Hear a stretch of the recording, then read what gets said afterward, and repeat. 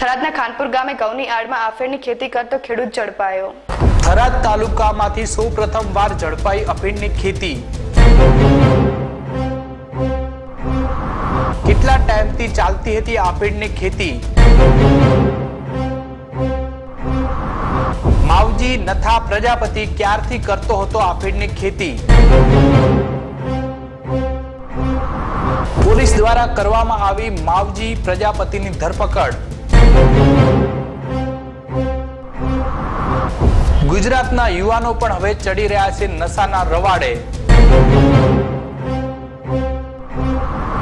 જ્યારે વાત આવે છે નશાના કારોબારની તો સામે આવે છે પંજાબનું દ્રશ્ય, પરંતુ અમે તમને બતાવવા જઈ રહ્યા છીએ નશાનો કારોબાર એ પણ ગુજરાતમાં।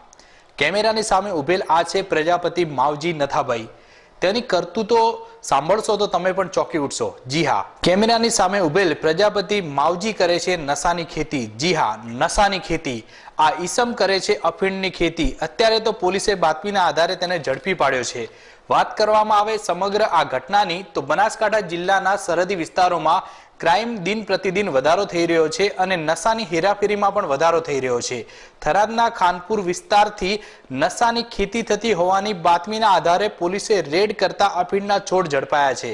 થરાદ પોલીસની ટીમે ખેતરમાં પહોંચી તપાસ કરતા ઘઉંની વચ્ચે અફીણના 500 છોડો આવેલા હતા અને પોલીસે આરોપી માવજી નથા પ્રજાપતિની અટકાયત કરીને એફએસએલની ટીમને બોલાવી વધુ તપાસ હાથ ધરી છે અને નાર્કોટિક વિભાગને પણ જાણ કરી દેવામાં આવી છે। તો આ સમગ્ર મામલે વધુ તપાસ કરવામાં આવે તો આજુબાજુમાં પણ અફીણની ખેતી ઝડપાઈ શકે છે।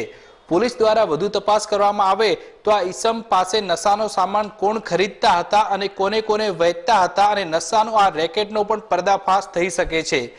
નશાના કારોબાર પરથી લાગી રહ્યું છે કે ગુજરાત પણ હવે ધીમે ધીમે ઉડતા પંજાબ બની રહ્યું છે। થરાદ તાલુકામાંથી સૌપ્રથમવાર ઝડપાઈ અફીણની ખેતી। કેટલા ટાઈમથી ચાલતી હતી અફીણની ખેતી? માવજી નથા પ્રજાપતિ ક્યારથી કરતો હતો અફીણની ખેતી?